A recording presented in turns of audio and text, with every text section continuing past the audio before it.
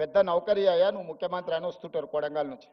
వాడిని పిలిచి అప్లికేషన్ పెట్టుకోరంటే వానికి రాయనీకి వస్తలేదు. వేరే పని చేసేటోనికి పని ఇప్పించుడు నాకు అలకగా ఉన్నది. ఇంజనీరింగ్ చదివిండి అంటే ఇప్పించుడు చాలా కష్టంగా ఉన్నది.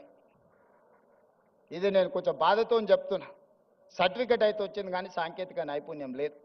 అందుకే యంగ్ ఇండియా స్కిల్స్ యూనివర్సిటీ ప్రారంభించి ఆ పిల్లలకు శిక్షణ నైపుణ్యాన్ని ఇచ్చి వాళ్ళని ప్రయోజకులను చెయ్యాలి.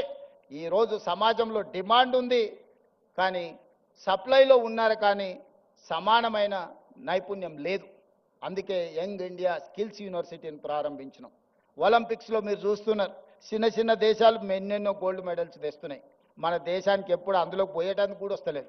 టీవీ కాడ చూసి సప్పట్లు కొట్టే సినిమాలో నేను చూసిన సునీల్ గవాస్కర్, సచిన్ టెండూల్కర్, గచ్చిబౌలి దివాకర్ అని బ్రహ్మానందం డ్రెస్ వేసుకొని కూర్చుంటాడు.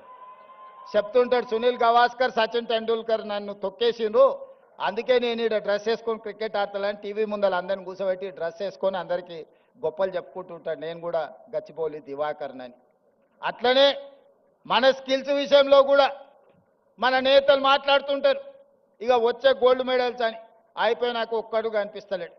అందుకే 2036లో ఒలింపిక్స్లో గోల్డ్ మెడల్స్ సాధించాలి అంటే మన నైపుణ్యంతో కూడుకునే చిన్న పిల్లల్ని 10 ఏళ్ళు 11 ఏళ్ళు ఉన్నప్పుడే వాళ్ళ యొక్క నైపుణ్యాన్ని గుర్తించి మట్టిలో మాణిక్యాలను వెలికి తీయాలి.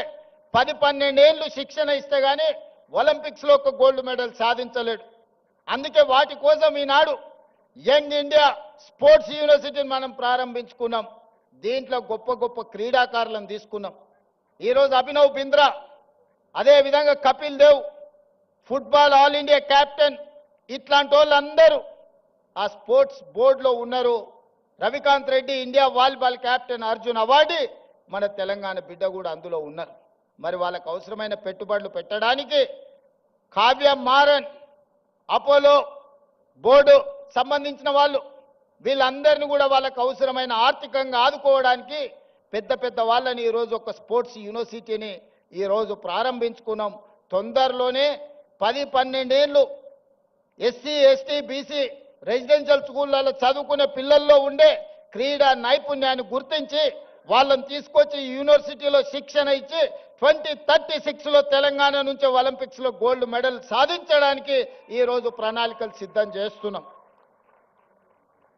ఇవన్నీ తెలంగాణలో ఉన్న వెనుకబడిన వర్గాల కోసం, పేదరికంలో మగ్గిపోతున్న మా మిత్రుల కోసం ఆలోచన చేస్తున్నాం. డబ్బులు ఉన్న వాళ్ళు ఎక్కడికైనా పోయి చదువుకుంటారు. వాళ్ళు స్టాన్ఫర్డ్, ఆక్స్ఫర్డ్, లండన్ ఎకనామిక్స్, ఎక్కడికైనా స్కూల్ ఆఫ్ ఎకనామిక్స్లో ఎక్కడో పోయి చదువుకుంటారు. వాళ్ళ గురించి నేను ఆలోచన చేయాల్సిన పని లేదు.